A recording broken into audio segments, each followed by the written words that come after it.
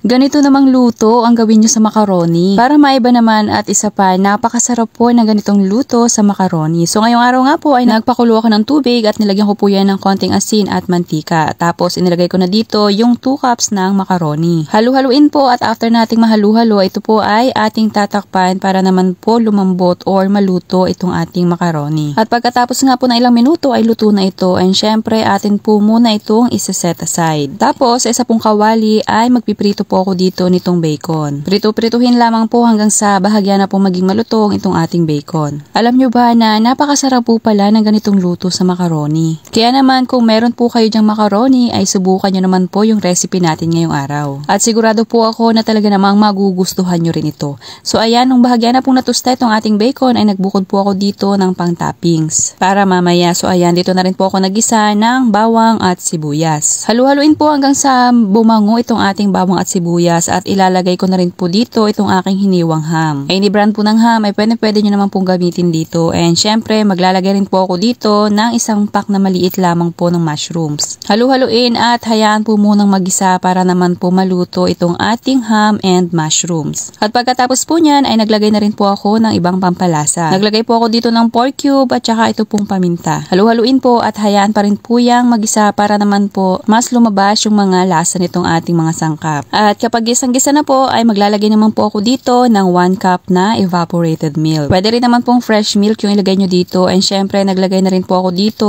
ng kalahating pack po nitong all-purpose cream. Baka naman po sabihin niyo na magastos tong recipe na to. Yes po, medyo magastos nga po pero kung paminsan-minsan naman, why not naman, diba? Deserve natin itong masarap na recipe sa macaroni. Haluin po hanggang sa lumapot itong ating sauce. And syempre, para po mas creamy, ay naglagay na rin po ako dito ng grated cheese. Eden cheese po yung ginamit ko dito, pero kahit ano naman pong brand ng cheese ay pwede nyo pong gamitin dito. Halu-haluin po palagi para naman po hindi matutong yung ilalim at aantayin na lamang po natin yung mas lumapot pa. At kapag okay na po ay pwede na po nating ilagay dito yung ating pinakuluan kaninang macaroni. Halu-haluin hanggang sa ma-absorb po nitong ating macaroni yung ginawa nating sauce. At kung umabot ka nga po hanggang dito sa part ng ating video ay pakipusuan nyo na po itong ating macaroni carbonara. At kung bago ka pa nga lang po dito sa aking munting kusina ay paki-like or follow nyo na rin po. Salamat po. At eto nga po, naglagay na rin po ako dito ng dried oregano. Yan naman po ay optional na lang pero kung meron po kayo niyan sa inyong kusina ay lagyan nyo po dahil nakakadagdag po yan ng sarap dito sa ating carbonara. Mix pa rin po hanggang sa tuluyan na pong ma-absorb nitong ating macaroni, yung ating nga pong ginawang sauce kanina.